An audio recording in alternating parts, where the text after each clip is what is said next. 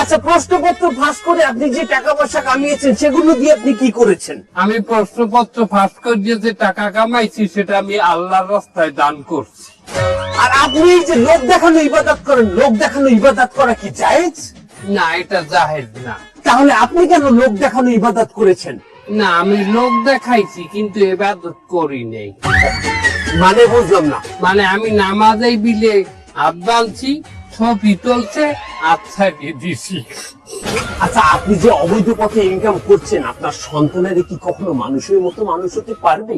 এই যে দেখুন, মোতালেব সাহেব সৎ পথে ইনকাম করেছে, তার সন্তানকে পড়াশোনা করিয়েছে, সে এখন মেডিকেলে চান্স পেয়েছে।